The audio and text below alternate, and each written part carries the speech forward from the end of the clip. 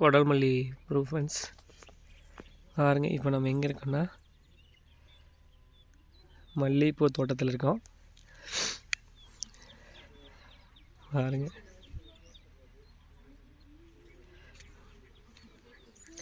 என்ன பண்ணுறீங்க? மல்லிகைப்பூ பறிச்சிட்ருக்கோம். யார் வீட்டு தோட்டத்தில் வந்து ஆட்டையாக போட்டிருக்கீங்களா? பூக்கு தோட்டத்துக்காரங்க கிட்ட பர்மிஷன் வாங்கிட்டீங்களா? பர்மிஷன் வாங்கியாச்சு. சரி, ஆசையாக இருக்குது. நம்ம வீட்டில் தான் பூ பறிக்கிற கடையில் எனக்கு பூ பறிக்கணும் ரொம்ப பிடிக்கும். பாரு, குட்டி குட்டியாக இருக்குது.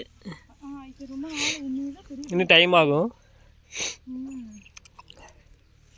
பாருங்க ஃப்ரெண்ட்ஸ், அங்கே போகிறாரு பாருங்க, அவர் தான் தோட்டத்தோட ஓனர். பாருங்க, சுற்றியே வந்து மல்லிகைப்பூ ஃப்ரெண்ட்ஸ், சுற்றியும் மல்லிகைப்பூ தான்.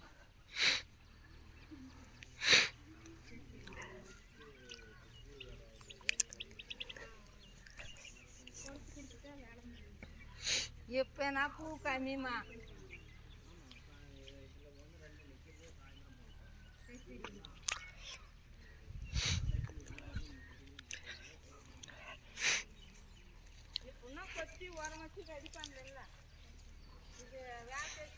என்ன பண்ணுறீங்க? எந்த பூ அதிகமாக இருக்குன்னு பார்த்தா இந்த செடியில் பூ அதிகமாக இருக்கு. அதான் பறிச்சிட்டு இருக்கேன். அப்பளவே பறிச்சிருக்கு. இப்போ கொஞ்சம் பூ பெருசாகிடுச்சு. ஈஸியாக பறிக்க ஈஸியாக இருக்குது. பறிக்க பறிக்க ஆசையாக இருக்கும் தெரியுமா? பாருங்க ஃப்ரெண்ட்ஸ், மல்லிகை பூ.